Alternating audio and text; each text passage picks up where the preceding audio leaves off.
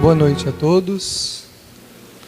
Que o nosso meigo Senhor Jesus nos abençoe e nos conceda nesta noite a sua paz. O Senhor Jesus, quando esteve conosco aqui na terra, na condição de Espírito encarnado, deixou-nos lições memoráveis. Lições que ecoam no tempo, alcançando os nossos dias e os nossos corações, convidando-nos à transformação proposta por Ele, cuja mensagem Ele trouxe do Pai, para que a humanidade pudesse evoluir e também construir o sentimento sublime que Ele veio nos ensinar, que é o amor. Jesus não perdia oportunidades de deixar lições sublimes, principalmente quando Ele estava entre aqueles que se julgavam os grandes da época. Quando Jesus estava com eles, Ele sempre encontrava uma forma de apresentar-lhes um modo de refletir, uma forma de pensar a respeito de si mesmos e da vida. E estando então entre importantes fariseus, Jesus, entre muitas coisas que Ele disse, Ele deixou a seguinte assertiva: vós, fariseus, que tendes grande cuidado em limpar o exterior do copo e do prato, mas os vossos corações estão cheios de rapina e de iniquidades. Em que pese o burburinho que se formou naquele momento com a fala do Cristo, Jesus fez uma proposta grandiosa àqueles espíritos, para que eles pudessem avaliar a forma como viviam diante das pessoas. Traziam a aparência de pureza, mas o coração não tinha nenhuma pureza. Ao contrário, o coração denunciava grandes anomalias morais. Mas esta lição é muito atual e ela tem a ver com todos nós, com todas nós, criaturas humanas, que estamos neste mundo, no caminho da evolução, aprendendo, e nós precisamos levar em consideração, então, que Jesus pediu-nos que nos libertássemos das aparências, que nós prestássemos atenção naquilo que vai no nosso coração. Porque se por um lado nós podemos de alguma maneira termos uma aparência para as pessoas, nós não poderemos aparentar coisa alguma para nós mesmos. Porque diante da consciência não temos como fugir de uma avaliação rigorosa e bastante severa, que acontece geralmente após o desencarne, embora possa acontecer aqui também, enquanto estamos vivenciando nossa vida no corpo. Mas é muito importante que nós avaliemos então o nosso sentimento, porque Jesus disse que é o que está no coração que é importante. Não adianta simplesmente aparentarmos alguma coisa que na verdade não somos, porque se por um lado convencemos os outros, não podemos convencer a nós mesmos. E quando Ele asseverou também, certa feita, que aquele que se elevar será rebaixado, Ele não estava querendo dizer que Deus rebaixa alguém, mas a consciência sim. Quando desencarnamos, comparecemos diante da consciência, e a consciência nos diz onde é que verdadeiramente estamos moralmente falando. Então aquele posicionamento que nós acreditávamos possuir nesse mundo não vale nada do outro lado. E a consciência vai dizer assim: ó, Davi, você não é isso aqui, você é esse daqui. E geralmente, comumente, temos que recomeçar a jornada de onde estamos, não de onde acreditamos estar. Por isso, diz o Evangelho segundo o Espiritismo, que no mundo espiritual, bem pequenos são os grandes do mundo, muitas vezes, e bem grandes são aqueles que eram tidos como pequenos aqui na Terra, que eram até, muitas vezes, tido como pessoas loucas, desprovidas de inteligência, porque se dedicaram ao amor, à caridade, ao bem do próximo, como fez Chico Xavier, como fez Madre Teresa e tantos outros nomes desconhecidos do grande público, mas que são espíritos que passam anonimamente, mas que são grandes perante a sua consciência e perante Deus. Então, bem pequenos são aqueles que neste mundo se acreditam grandes, e muitas vezes bem grandes são aqueles que não se acreditam nada, e não possuírem qualidades especiais, porque segundo o Evangelho, o homem bom não sabe que o é. Porque quando o coração se modifica, toda a vida passa a ter aquele comportamento conforme os sentimentos novos que o coração conquistou. Então a própria pessoa não percebe que faz o bem. Ela mesma não acha especial o que faz.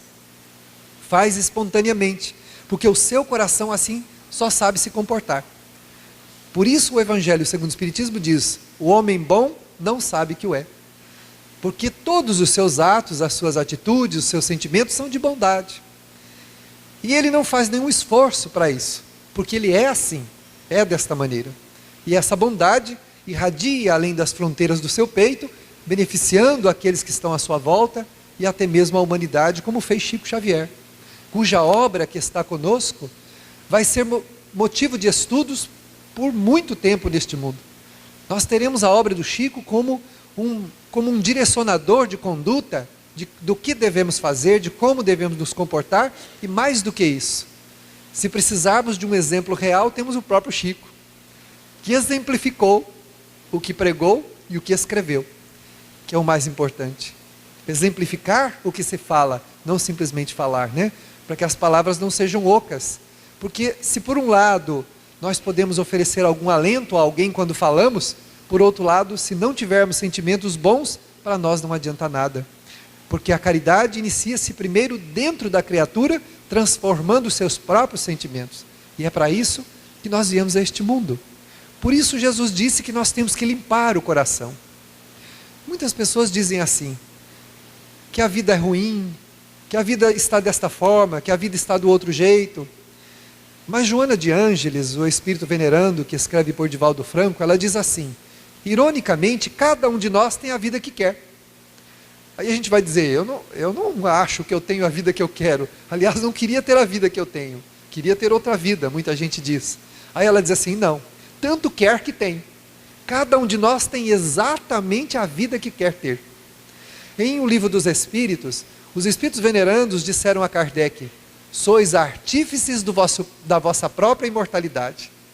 Se somos nós que construímos a nossa imortalidade, de quem é a responsabilidade do que nós estamos vivendo? Nossa. Porque tudo que estamos vivendo foi construído por nós.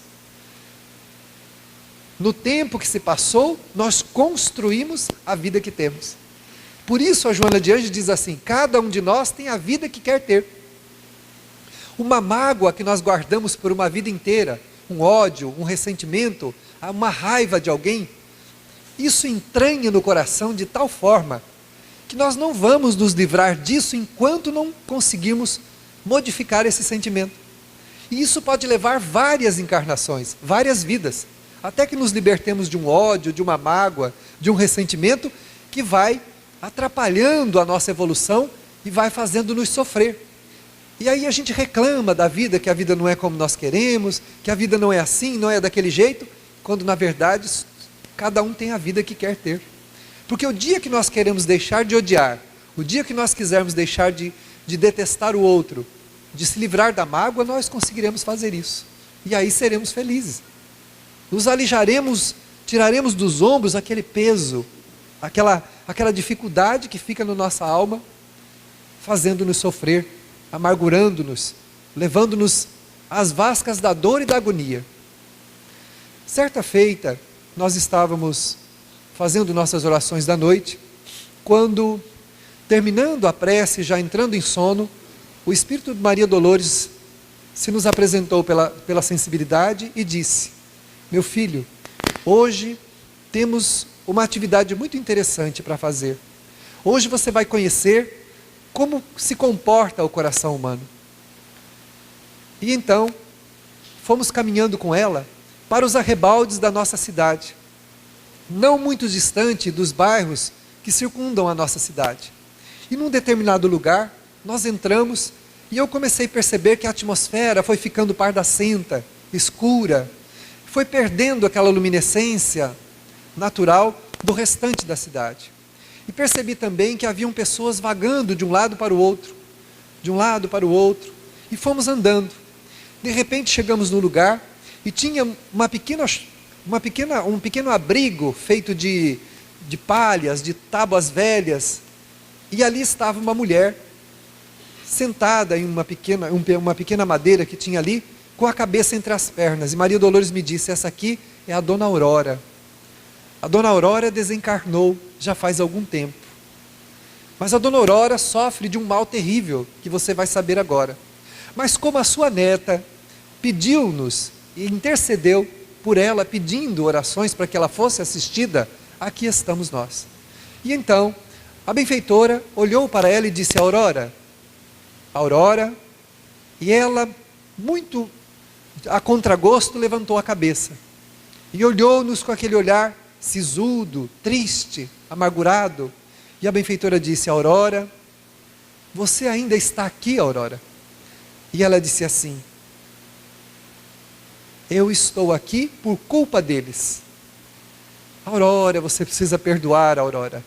E ela não deu atenção. A benfeitora disse então: minha filha, você pode se livrar desse lugar, perdoe, perdoe, minha filha.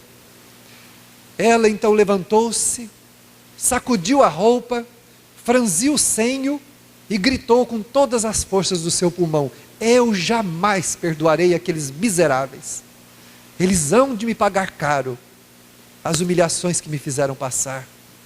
Ela estava falando dos filhos que a abandonaram na velhice, colocando-a em um asilo para pessoas idosas, e nunca nenhum dos 3 filhos dela foram lá visitá-las no asilo. Ela era uma pessoa de gênio difícil, e eles então se livraram literalmente dela, colocando-a em um asilo. E ela disse: eu jamais perdoarei a nenhum deles, e eles hão de me pagar. E saiu cuspindo fogo, andando por aquela região escura, e desapareceu. E a benfeitora disse: meu filho, isto é o que acontece com o coração humano quando nós desejamos, por nossa própria vontade, permanecer sofrendo. Ela é vítima, poderia estar livre, ela poderia estar numa região socorrida, amparada em uma casa de socorro da espiritualidade, mas prefere ficar aqui, nesse antro de sofrimento, de amargura, porque o seu coração está entorpecido pela raiva, pelo ódio, pela mágoa que ela tem dos seus filhos. E ela não se livrará daqui, até que não decidir limpar o seu coração. E nós então voltamos para o nosso tema, refletindo nessa lição que a benfeitora nos permitiu experimentar. Não é verdade então que cada um de nós tem a vida que quer ter? Ela tem a vida que ela está querendo ter. Se ela se livrasse daqueles sentimentos, se perdoasse, se desculpasse, se deixasse a cargo da justiça divina, ela estaria livre daquela região de sofrimento. Ela está lá porque ela quer, porque ela deseja. E ela culpa-os de estar lá, porque ela diz que foram eles que implantaram no coração dela esse sentimento. Mas ninguém implanta sentimentos no coração da gente. O nosso coração só agasalha o que nós quisermos guardar nele. Nós somos senhores da nossa imortalidade. Nós construímos em nosso coração o que nós queremos construir. Então não é verdade que as pessoas nos magoam. Não é verdade que as pessoas nos prejudicam. Não é verdade que as pessoas fazem toda sorte de mal contra nós. Na verdade, somos nós que nos magoamos com o que os outros nos fazem. Somos nós que não perdoamos, que não conseguimos elevar o nosso sentimento acima das paixões terrenas, que é o orgulho, o egoísmo, a vaidade. Nós não conseguimos pairar acima desses sentimentos e então enchemos o nosso coração de sujidades. Por isso Jesus falou aos fariseus: não adianta limpar o prato por fora, o copo. O coração mantém-se sujo, cheio de rapinas e iniquidade. Ou seja, nós vamos guardando lixo dentro da alma. Conforme vamos vivendo, vamos guardando frustrações, raivas, e vamos enchendo o coração de lixo. E depois, queremos viver bem. O efeito colateral desse lixo na alma é o mesmo dos lixos que nós temos nas nossas cidades. Se alguém quiser saber o que é o efeito de viver no lixo, é só montar uma cabaninha, montar uma casinha, no meio de um lixão e ficar lá. Fica lá por um mês, experimentando aquele aroma gostoso, né, que vem daquela podridão, né, experimentando os urubus que assentam para lá e para cá, experimentando os vermes que começam a subir pelas nossas pernas. Meus irmãos, enquanto não resolvermos sairmos dos lixos que nós criamos dentro do próprio coração, dos monturos que nós montamos dentro da alma com os sentimentos negativos, nós não conseguiremos ser felizes. E aí temos a vida que queremos ter. Quem perdoa se suaviza, quem pratica o bem se eleva. Quem ama, diz o Evangelho segundo o Espiritismo, tem os pés leves e vive como que transportado para fora de si mesmo. Ou seja, não experimenta nem as agruras dos seus próprios sentimentos ainda em construção. Experimenta alegria no contato com o bem, porque o bem faz bem. Quando nós temos contato com o bem, com o semelhante, quando podemos fazer alguma coisa pelo outro, o nosso coração se renova. E ao invés de lixo, de sujeira, de odores ruins, nós começamos a sentir perfumes na alma. E aí, vamos ao Evangelho de novo, quando os Espíritos dizem, que importa os arranhões, né, que nós recebemos do caminho? As bênçãos são mais numerosas do que as dores. Em nossas vidas temos muitas coisas melhores e maiores do que ficarmos presos nas pequenas coisas ruins, ou então não fazermos nada para melhorarmos o nosso sentimento. É preciso que nós nos atentemos para isso, porque precisamos urgentemente limpar o coração, porque se estamos passando por alguma dificuldade, se estamos tendo enfrentamentos neste mundo que nos causam dissabores, é porque isso está dentro do nosso coração. Deus não castiga ninguém, Deus não rebaixa ninguém, Deus não faz mal aos seus filhos, mas nós podemos nos fazer muito mal, nós podemos nos fazer muito mal. Então é preciso que nós abracemos urgentemente essa tarefa de construção de sentimentos melhores, a começar inclusive pelos nossos pequenos, pelos nossos filhos pequeninos. Se nós queremos auxiliar o crescimento espiritual deles, desde pequeno, temos que começar a falar com eles a respeito do nosso semelhante.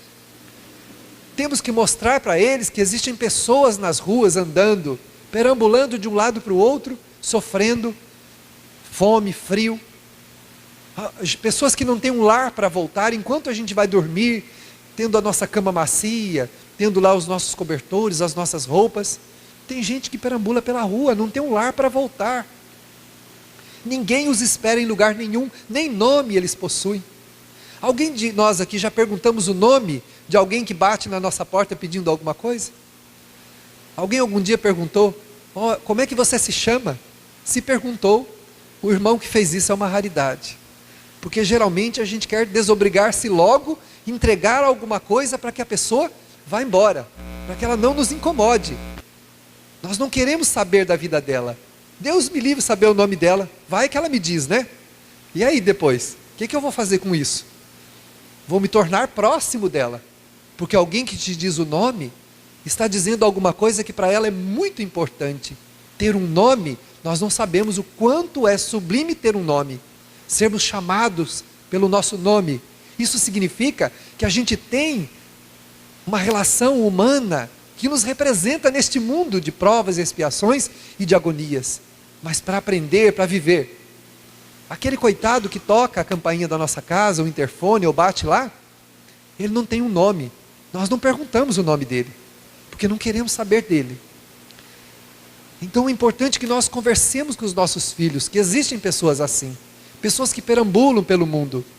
E um dia Maria Dolores me disse, nós estávamos lá no centro, e as crianças estavam fazendo uma apresentação, como a belíssima apresentação das senhoras que foram feitas aqui agora.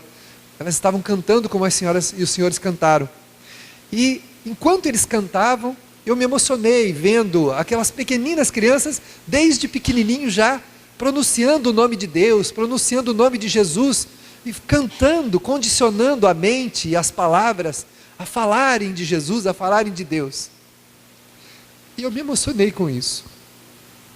E ela disse assim: meu filho, mais ainda do que ensinar-lhes a falar de Jesus e a falar de Deus, é preciso que nós os levemos nas nossas atividades de caridade.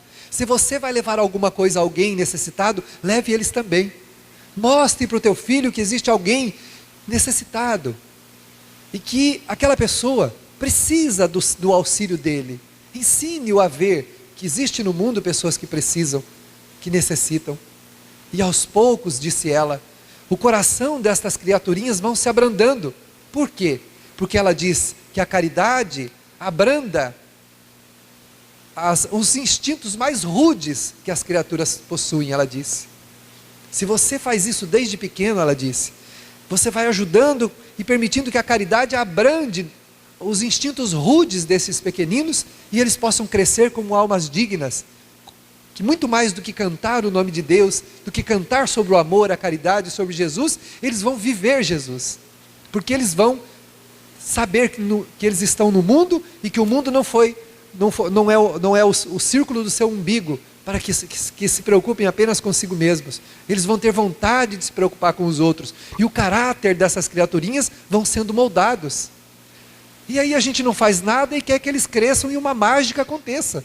Nós queremos que uma mágica aconteça e mude o nosso filho, que ele se torne uma pessoa de bem, que ele seja, claro, se é uma reencarnação de um espírito iluminado, vai acontecer de qualquer jeito mesmo, porque já é um espírito iluminado. Mas não é a regra, não. A regra é o contrário. Nós não somos espíritos iluminados. Então a regra é que reencarne como nosso filho alguém necessitado de educação, de condução espiritual para se melhorar, como nós também precisamos. Então nós precisamos lembrar disso, para irmos ajudando este espírito a ir limpando o seu coração desde pequeno, a trabalhar os bons sentimentos desde pequeno. E aí sim, nós teremos uma humanidade renovada, teremos um lar renovado e teremos pessoas renovadas. Mas vai depender de nós, do que nós pudermos fazer por eles. Então é importante que nós pensemos a esse respeito, porque se nós não renovarmos o nosso sentimento, nós continuaremos tendo uma vida que não nos agrada, não teremos forças inclusive para os enfrentamentos naturais, das provas, das dificuldades que nós escolhemos para passar neste mundo. Nós queremos nos destacar neste mundo, nós queremos ser os melhores, quando na verdade viemos à Terra para sermos melhores, e não os melhores. Viemos trabalhar o sentimento, foi isso que nós viemos fazer aqui. Mas nós gostamos de reclamar, então nós queremos reclamar. Alguém tem que ser culpado da nossa dificuldade. Então a gente vai sempre encontrar no caminho culpados. No atendimento, há pouco tempo atrás, uma senhora me procurou e disse assim: a culpada de tudo que acontece de ruim na minha vida é minha sogra. Eu falei, coitada da sogra. Ela disse que a sogra era a tempestade da vida dela. E ela me disse assim: o que eu faço com aquela velha? E o benfeitor que estava conosco na hora da entrevista nos disse: seria melhor que ela perguntasse o que fazer com o próprio sentimento para lidar com a senhora. Porque a mulher vai continuar sendo quem ela é. Ela não vai mudar, porque ela quer que ela mude. E é engraçado, nas entrevistas, poucas vezes eu ouvi alguém me perguntar como é que faz para mudar o sentimento para compreender o outro do jeito que o outro é. A pessoa quer saber o que faz com a pessoa, quer saber o que faz com o outro. O que eu faço com o meu marido? O que eu faço com o meu filho? O que eu faço com a minha sogra? Não faz nada, meu filho. Nós não podemos fazer nada com os outros. Só podemos fazer conosco mesmo. Então, ao invés de pedir o que eu preciso fazer para mudar o meu sentimento para aceitar a minha sogra como ela é, não me importar com os desaforos que ela possa falar, mas mudar o meu sentimento para aceitar o meu irmão, para aceitar as pessoas com quem eu convivo como elas são. que segundo o Chico era o que ele fazia. Trabalhava para aceitar as pessoas como elas eram. Porque não é importante para nós que as pessoas mudem, mas é importante para nós que nós mudemos. Porque Jesus não falou para os outros, ele falou, vós fariseus. Ele falou diretamente para eles, porque eles se achavam pessoas especiais. Como a gente também acha. A gente acha que não pode ser ofendido, a gente acha que não pode ser magoado. Eu estava lá um dia, acho que eu já contei até para vocês lá, reclamando no meu quarto comigo mesmo, fazendo minhas reflexões, e a benfeitora me perguntou, o que você está aí pensando? Eu disse, senhora, aconteceu isso. Ela disse assim, e por que você acha que não pode ser magoado? E foi embora. Graças a Deus ela não voltou para me pedir a resposta, porque eu não tenho a resposta até hoje, realmente. Por que eu não posso ser magoado? O que eu não posso é magoar ninguém, isso sim, não devo, né? O que eu não devo, poder até posso, mas não devo magoar ninguém, isso sim, porque isso vai me fazer mal. Ser magoado não. Ser magoado é um problema de quem convive comigo. Agora eu não devo magoar o meu semelhante, porque se eu fizer isso, eu vou jogar sujidades dentro do meu próprio coração, para que depois eu experimente as amarguras dessas sujidades. E muitas vezes a gente reencarna com uma vida até tranquila. Quantas pessoas têm uma vida tranquila, têm familiares, têm um trabalho bom, têm uma vida social agradável e sente uma amargura de alma indefinível. Eu já atendi muitas pessoas nas entrevistas dizendo isso. Não tem nada errado com a minha vida, por que eu sinto o que eu estou sentindo? Infelizmente a gente não pode repetir o que os espíritos falam ali na hora, você tem que editar a coisa, porque se respondesse, a pessoa nunca mais voltaria ali, nem o centro, né? Minha filha, não queira saber, não pergunta essas coisas, pelo amor de Deus, né? O que será que eu fiz? Não pergunta isso, não pergunta não.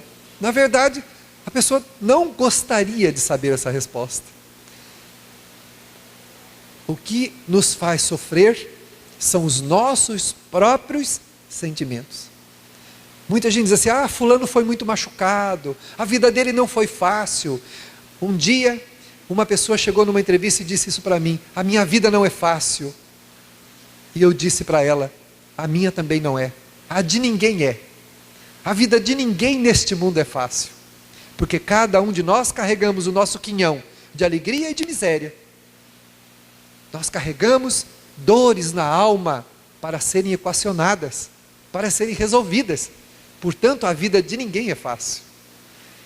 Nós não passaríamos um dia na vida das pessoas que a gente inveja, dentro da vida da pessoa que a gente inveja, porque cada um tem neste mundo o fardo na proporção certa que pode carregar, com o peso certinho, não tem nada mais do que a gente não possa carregar. Mas o nosso orgulho fala que a gente não pode.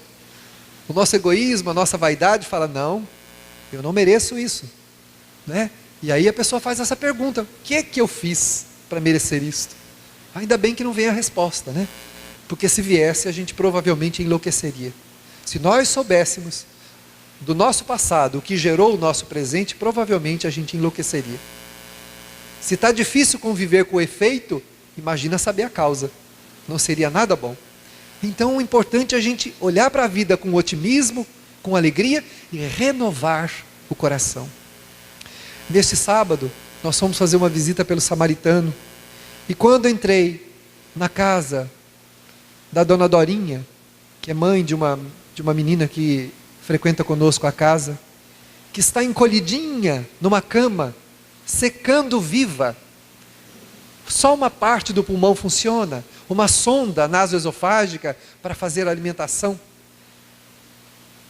Ela não dá um ai, ela não dá um gemido, e a médica disse que ela tem dores muito fortes. E nós estávamos lá fazendo o evangelho, enquanto ela parece estar alheia ao que a gente está falando ali. Quando fui fazer a prece, o meu psiquismo abriu-se e eu entrei em contato com o psiquismo dela. Sabe o que estava acontecendo nesse exato momento? Ela estava orando junto comigo. Ela repetia mentalmente as palavras que eu estava proferindo. E quando eu terminei, ela disse: muito obrigado, meu Deus, por estas pessoas que vêm aqui ler estas mensagens tão lindas para mim. Como o Senhor é bom para mim, meu Deus. Sem que uma palavra tivesse escapado da boca dela. Eu saí daquela casa e fiquei me perguntando: eu tenho problema? Eu não tenho problema nenhum. Que problema eu tenho, meu Deus? Se uma criatura nessa condição, que sofre dores horríveis e não emite um som, que tem pensamentos otimistas apesar de estar encarcerada num cárcere de dor, que problemas eu tenho para reclamar da minha vida?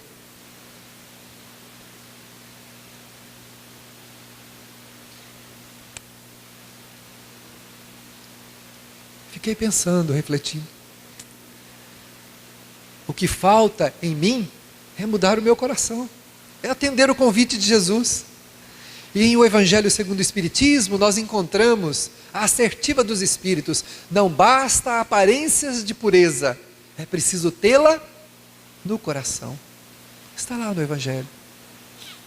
Então não adianta nós simplesmente aparentarmos, é preciso tomarmos coragem para mudar mesmo, para mudar o nosso sentimento, e a nossa vida vai ser muito melhor. Se nós mudarmos, se nós esquecermos as ofensas, esquecermos as mágoas, se deixarmos o nosso conforto, o nosso comodismo e sairmos para nos importarmos um pouco com nossos irmãos, com certeza nós vamos nos suavizar muito, vamos sentir muito mais alegria do que nós sentimos, muito mais esperança, muito mais confiança, e teremos muito mais força para lutar. Senão, permaneceremos subjugados pela única força que pode nos subjugar nesse mundo. Nenhuma força pode nos subjugar. Nós lemos no livro dos médiuns que as possessões são subjugações de espíritos perversos, vingativos sobre nós. Mas tem uma força muito pior do que essa, que não vem de fora. É uma força que vem de dentro de mim mesmo. Somente essa força pode me subjugar. Somente essa força pode tirar toda a alegria de viver que eu tenho. Pode me colocar, inclusive, na rota da desencarnação, como muitos de nossos irmãos, com todo o respeito que temos pelas suas dores, que não conseguindo vencer-se a si mesmo, recorrem ao suicídio, mergulhando nos vales escuros da própria dor, acreditando que esta fuga vai resolver os seus problemas. Com todo respeito a estes corações que merecem a nossa oração, a nossa piedade, a nossa compaixão, para que Deus possa auxiliá-los do seu recomeço. Mas só tem uma força que pode nos subjugar, são a força do nosso próprio sentimento. Nós somos o que os nossos sentimentos indicam. O que temos aqui no coração é o que coordena a nossa vida, é o que dá sentido ou o que nos destrói, ou o que nos desalenta. Não é o que vem de fora, não é o que vem dos outros. Nós estávamos no meio de uma palestra na Casa Maria Dolores, quando aproximou-se um espírito de um jovem de 18 anos, bastante transtornado ainda, e ele me disse: eu me chamo Julier, e eu gostaria de contar a minha história. Você pode narrá-la para mim? Observei do lado o espírito Maria Dolores, que estava amparando este menino, e ela disse: pode fazê-lo, meu filho. E ele disse então: eu morava em Paris, no ano de 1941, num pequeno palacete com a minha mãe. Meu pai havia desencarnado na guerra, e nós éramos uma família abastada. Tínhamos uma vida privilegiada. Quando então comecei a observar que eu era uma pessoa retraída, introvertida, não conseguia fazer amigos, não tinha facilidade no contato humano, sequer um afeto eu havia conseguido conquistar. E a benfeitora então abre-nos um quadro, e eu percebi neste pequeno palacete uma senhora muito bela, já com uma certa idade, teve o filho em idade mais avançada, tocando uma bela área, Clair de Lune, do músico Debussy, do compositor que escreveu esta lindíssima peça clássica. E enquanto o luar entrava pela janela, tomando toda a sala, a cidade de Paris deleitava-se aos sons daquela bela peça entoada por aquela mulher lindíssima, que encantava todas as criaturas que se aproximavam dela. E de repente uma porta se abre, e naquela sala de música adentra o jovem Juliette, e ele diz uma série de impropérios à mãe: você é culpada de eu ser como sou, você é culpada das minhas desgraças, de eu não ter espontaneidade, você me gerou assim, foi o seu ventre que me gerou assim, eu sou o que sou por sua culpa. Falou um monte de coisas para a mãe, enquanto as lágrimas desciam pelo seu rosto, as mãos continuavam suavemente a tocar a melodia sem que fosse interrompida, e ele bate a porta com veemência e desaparece da sala. Daí a alguns minutos, ela ouve um barulho, um estampido de uma arma, interrompe bruscamente a execução, e já imaginando o que pudera ter acontecido, sobe as escadarias até o quarto do filho, quando então, ao abrir a porta, já percebe-o sem vida no chão. Ele havia se suicidado. E ela então, entre lágrimas, de um coração profundamente ferido, abaixa, se senta do lado do corpo, abraça o menino junto ao peito, e começa a afagar-lhe os cabelos. De repente, Juliette desperta, no transe da sua agonia do lado do corpo, transtornado, desesperado pelo ato cometido, e ao olhar para a mãe, percebe então que ela não era realmente a responsável por todo o mal que ele experimentava no seu sentimento, e ele percebe que ele era o responsável.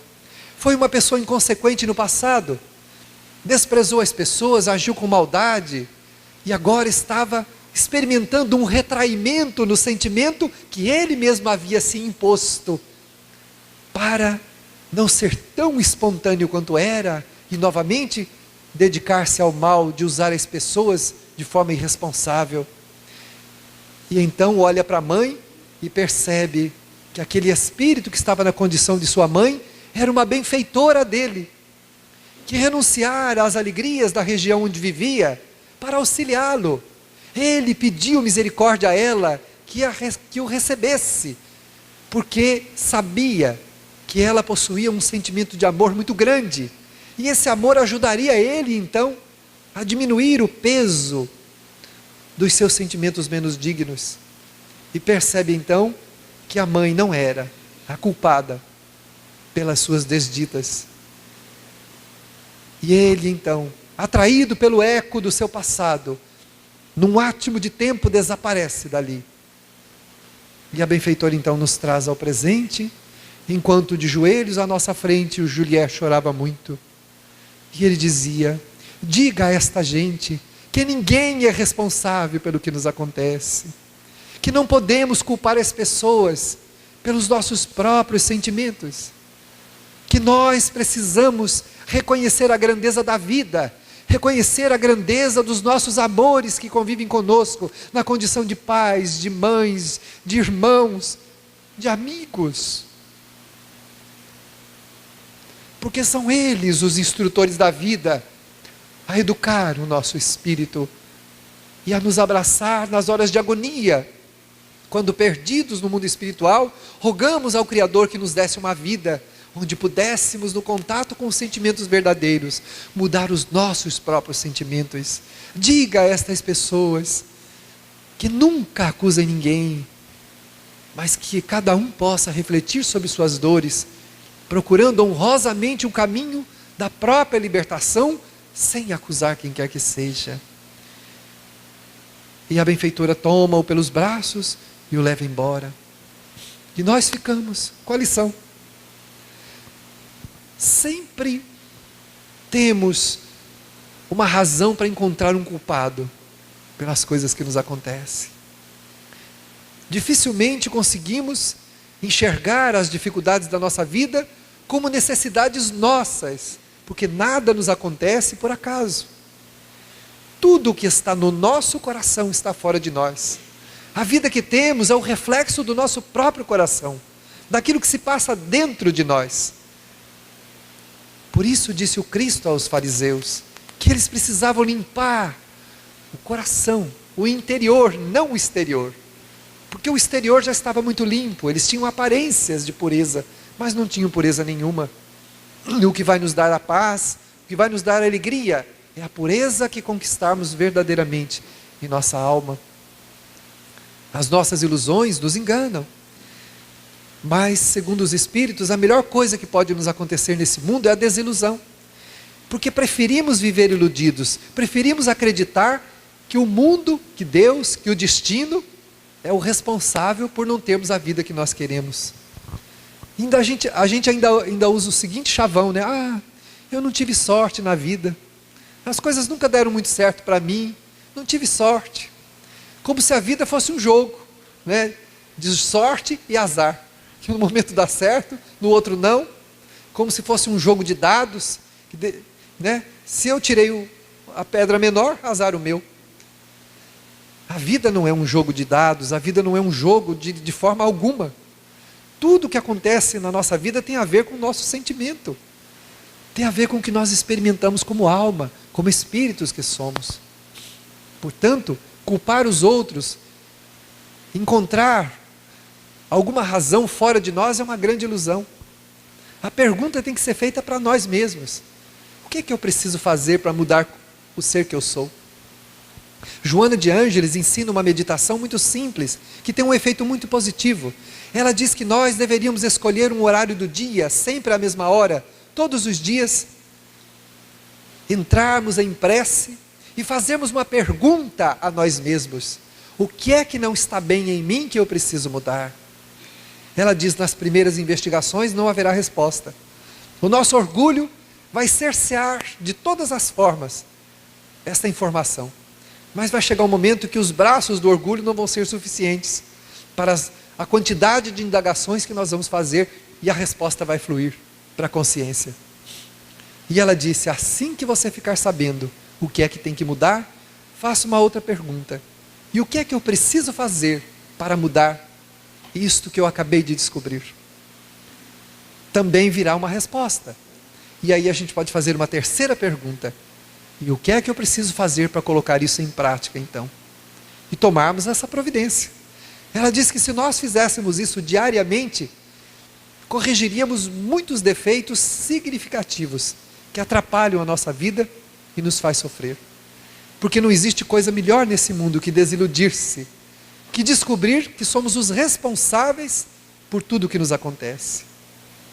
Muita gente diz, eu sou infeliz porque eu tive uma desilusão na vida. Devia ser feliz, porque pior do que desilusão é viver iludido. Essa é a pior coisa que pode nos acontecer, é permanecermos iludidos, porque a ilusão coloca-nos numa posição existencial que não é a realidade.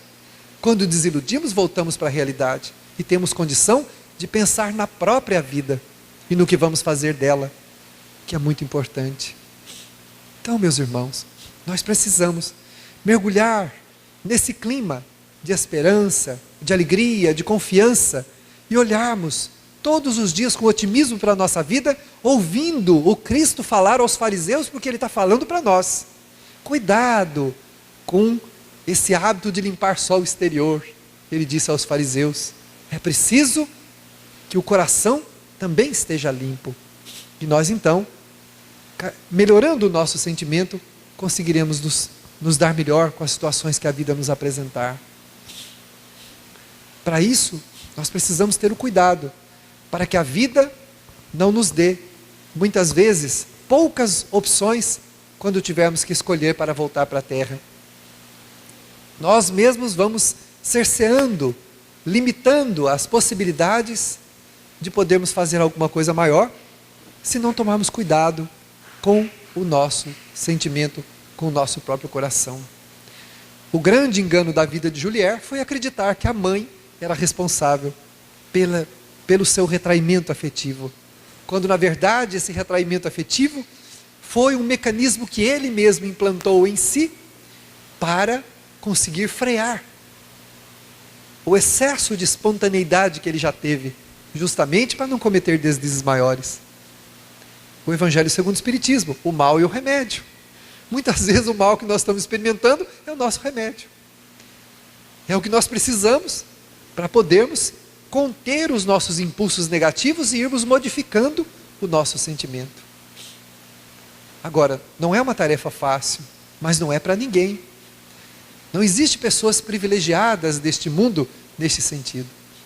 E é importante que nós façamos este caminho e ensinemos os nossos pequenos a fazer também. Que eles se preocupem com a humanidade, que eles se preocupem com os seus sentimentos, porque no contato com a dificuldade alheia, o espírito vai trabalhando as suas próprias necessidades e vai abrandando a sua rudez, vai se tornando mais dócil, mais afetivo, mais amável. E a possibilidade de uma reencarnação desta dar certo é muito grande. Agora, se nós não oferecemos isso a eles, se também não tomamos providências para encontrarmos uma maneira de nos disponibilizarmos também para o bem, também permaneceremos como estamos. As pessoas fazem perguntas estranhas para a gente, como se a gente tivesse as respostas. Já me perguntaram, como que será que vai ser a minha próxima reencarnação? Ah, meu filho, essa é uma pergunta que você tem que fazer para Deus, né? Para o Criador, não é para mim. Mas dizem os espíritos venerandos que pela forma como você está vivendo agora, já dá para saber mais ou menos como vai ser a próxima.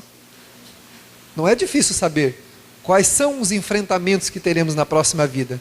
Como é que eu estou lidando da minha relação com o meu semelhante? Eu estou diminuindo as distâncias que existem entre eu e o meu irmão? Ou eu estou aumentando?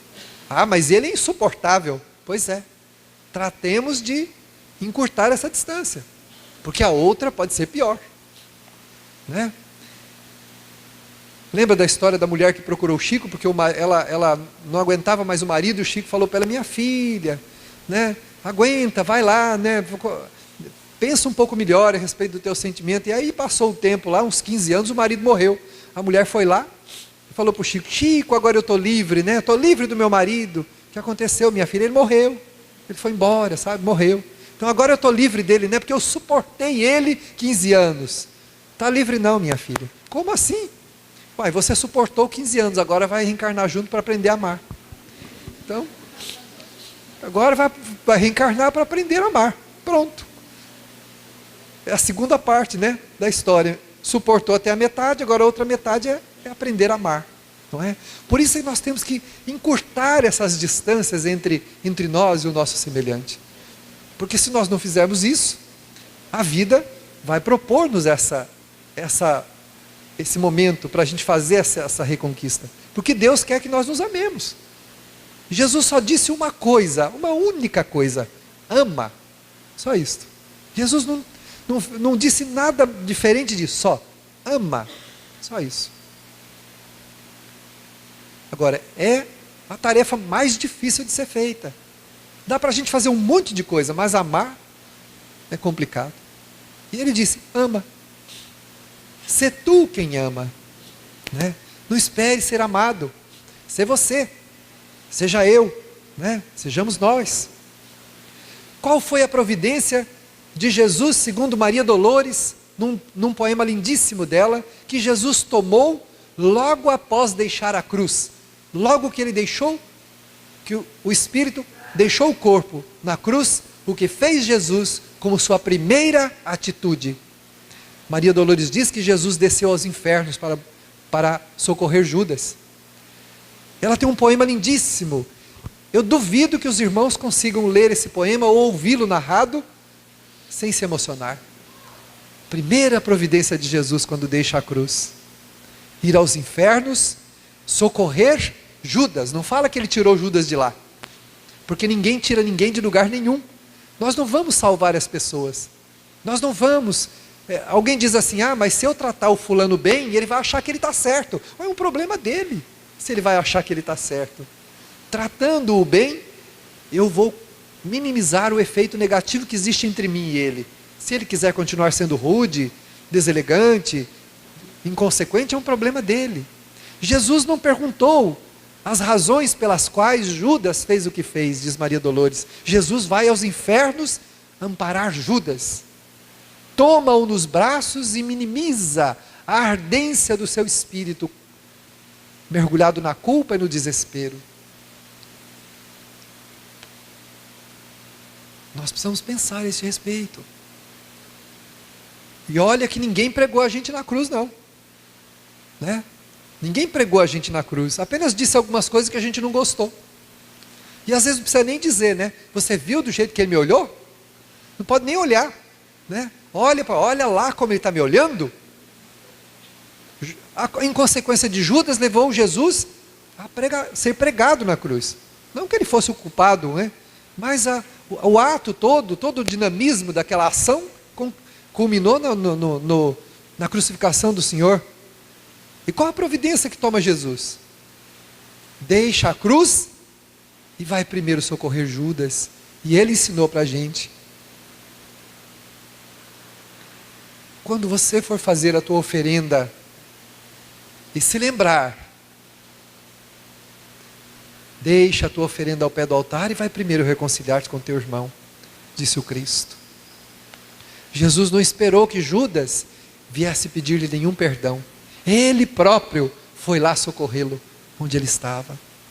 E às vezes a gente não aceita nenhum pedido de perdão de uma pessoa que nos feriu, que se arrependeu, falou num mau momento, foi inconsequente, e a gente não aceita as desculpas. Se aceita, já não vê mais a pessoa com os mesmos olhos, não aceita mais a pessoa como ela é, simplesmente porque ela nos desagradou. Ah, você me decepcionou. E quantas vezes nós decepcionamos o Criador com as nossas atitudes? Quantas vezes nós decepcionamos corações que não nos cobraram nada por isso, que nos perdoaram incondicionalmente? As mães são um exemplo disso. Por pior que sejam os filhos, elas amam e vão até as raias do sofrimento por eles, socorrendo-os, não importa o que eles lhes façam. Para uma mãe, o filho que está lá na prisão, que a sociedade vê como um monstro, é o seu filho, que ela ama e continua amando, e ela acredita que ele vai melhorar, e ela tem razão. Pode não ser agora, mas ele vai melhorar, e ela acredita nisso. Uma mãe me procurou e disse assim: o meu filho é um drogado, mas eu nunca quis a droga no meu filho, mas eu não vou abandonar o meu filho. Eu vim aqui pedir orações para vocês me ajudarem, porque eu não vou perder o meu filho para a droga, não vou perder. 7 meses depois, o espírito do menino adentra uma de nossas atividades, completamente enlouquecido, havia desencarnado por uma overdose. E eu perguntei à benfeitora: mas senhora, ela disse que não perderia o filho para a droga. E ela disse: e não perdeu. Ele perdeu a sua vida para a droga, ela não, porque ela foi até o último minuto com ele, auxiliando-o. Então ela não perdeu nada, ela não perdeu o filho para a droga. Quem se perdeu para a droga foi ele. Ela não o perdeu, porque ela o ama. E nesse momento, ela está derramando lágrimas de saudade na sua casa, que pesam terrivelmente sobre o sentimento dele. Mas ela não o abandonou, e nem mesmo nesta hora, ela continua intercedendo por ele, pedindo a Deus para socorrê-lo, porque ela acredita porque ela o ama perdidamente, como qualquer um de nós deveríamos amar o nosso irmão, independente do que ele é, do que ele faça, do que ele deixe de fazer, porque a cada um de nós importa sermos melhores, e amarmos os nossos irmãos como eles são, para que o nosso coração vá decantando as sujidades, e uma água cristalina e límpida dos bons sentimentos possam ir surgindo no lugar. E desta maneira, lembramos o que nos ensinou o venerando Senhor, o Mestre amoroso, que tem nos socorrido os passos em todos os momentos de nossas vidas. Nós, criaturas débeis, que muitas vezes nos curvamos, não por reverência a Deus, mas por rebeldia, porque não queremos prosseguir na direção da conquista do amor verdadeiro. E como crianças intempestivas, exigimos do Criador o que não podemos receber, porque Ele nos ampara sempre, concedendo-nos a vida amorosa, com todos os recursos possíveis, para nos dar o bem-estar, a esperança e a confiança de dias melhores. Saibamos agradecer ao venerando Mestre por toda a vida concedida, pelas lágrimas derramadas por nós, pelo socorro sublime, por tudo que nos tem feito. E nessa estranha luta, renovemos o peito, para que um dia possamos experimentar a paz que desejamos.